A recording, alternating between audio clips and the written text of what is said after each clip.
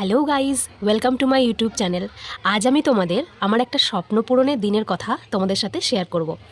আমাদের সবার জীবনেই কিছু ছোট বড় স্বপ্ন থাকে, তো সেগুলো যদি আমরা নিজের হাতে পূরণ করি বা সেটা যদি পূরণ হতে দেখি তাহলে আমাদের নিজেদেরও ভালো লাগে। তো আজ আমি শেয়ার করব আমারই একটা স্বপ্ন পূরণের দিনের কথা। দিনটা ছিল 2024-এর অক্টোবর মাস। একটা গ্রুপের সাথে আমরা বেরিয়ে পড়েছিলাম উত্তরাখণ্ডের উদ্দেশ্যে। গৌরীকুণ্ডে পৌঁছানোর পর আমরা রাতটা থেকে পরদিন সকাল অর্থাৎ 21 তারিখ বেরিয়ে পড়ি কেদারনাথ ট্রেকিংয়ের উদ্দেশ্যে। তোমরা সবাই এতক্ষণে বুঝে গেছো যে আমি আমার কোন স্বপ্ন পূরণের কথা বলছি। হ্যাঁ, তোমরা ঠিকই বুঝেছো, কেদারনাথ যাত্রা, যেটা ছিল আমার জীবনের একটা অন্যতম প্রধান ড্রিম। 21 তারিখ ভোর 6টার মধ্যে আমরা ট্রেকিং শুরু করে ফেলেছিলাম। তো ট্রেকিং করতে করতে প্রথমে জায়গাটা খুব সহজ এবং রাস্তাটা খুব সহজ মনে হলেও পরবর্তীকালে সেটা একদমই মনে হয়নি। রাস্তা আরও দুর্গম এবং কঠিন থেকে কঠিনতর হয়ে যাচ্ছিল। কিন্তু আমাদের সবার ইচ্ছা, আমাদের সবার স্বপ্ন যে আমরা পায়ে হেঁটেই বাবার কাছে পৌঁছাবো।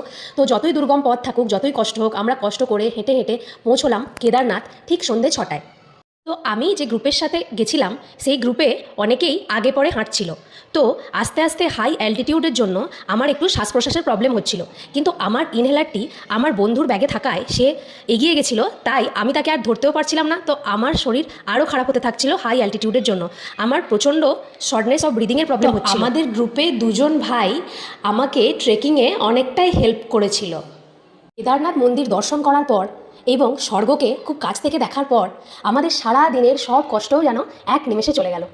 তো কষ্ট করে ট্রেকিং করে যখন এসে বাবার মন্দির দর্শন করলাম না, তখন মনের মধ্যে আলাদাই অনুভূতি। তোমাদের হয়তো সেটা আমি বলেও বোঝাতে পারবো না। হয়তো আমার মতো যারা ট্রেকিং করে গেছো তারা আমার সাথে ঘটনাটি রিলেট করতে পারবে। এবং সত্যি কথা বলতে আমি সত্যিই খুব কেঁদে ফেলেছিলাম। মানে আমার যা হচ্ছিল না, মানে আমার যে ফিলিংস, সেটা সত্যিই বলার মতো বা বোঝানোর মতো নয়, বা সেটা আমি হয়তো ভাষায় প্রকাশ করে তোমাদের বলতেও পারবো না। হ্যাঁ, এটাই ছিল আমার জীবনের অন্যতম একটি স্বপ্ন, যেটা বাবার ইচ্ছায় পূর্ণ হলো।